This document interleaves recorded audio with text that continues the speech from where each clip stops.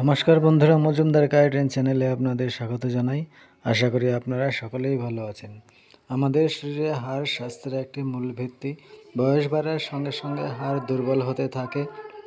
এই সমস্যা সাধারণত প্রবীণদের মধ্যে বেশি দেখা যায়, তবে বর্তমান সময়ে তরুণদের মধ্যেও খারাপ জীবনধারা এবং পুষ্টির অভাবের কারণে এই সমস্যা দেখা দিচ্ছে।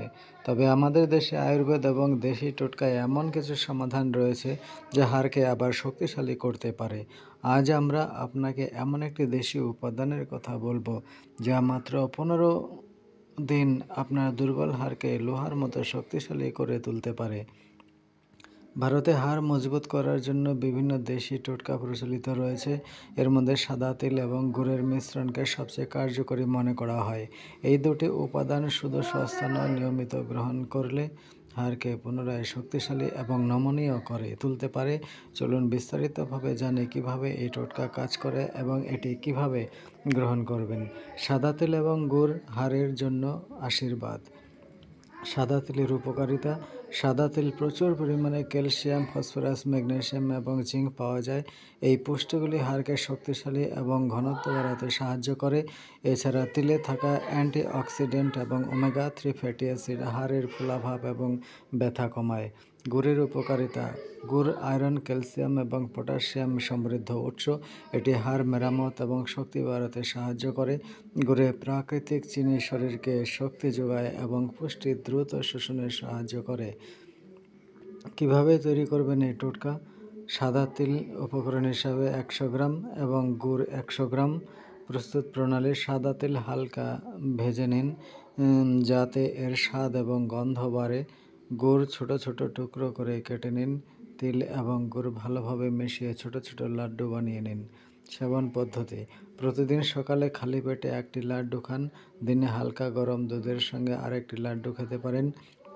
এই পদ্ধতি 15 দিন নিয়মিত অনুসরণ করুন। এটি কিভাবে কাজ করে? সাদা তিল এবং গুড়ের সংমিশ্রণ ক্যালসিয়াম এবং অন্যান্য পুষ্টিগুণের চমৎকার উৎস।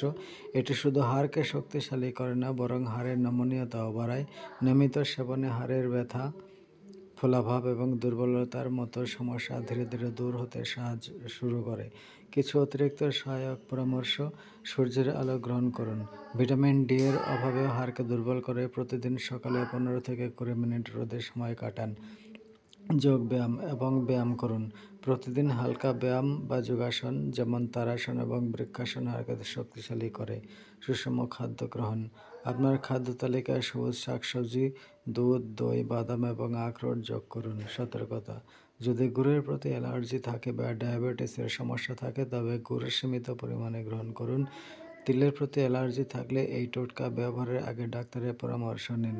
যদি আপনি এই দেশি টোটকা নিয়মিতভাবে 15 দিন অনুসরণ করেন, তাহলে আপনার হাড় শুধু মজবুত হবে না, বরং শরীরে নতুন উদ্দীপনা এবং উচ্ছলতা অনুভব করবেন।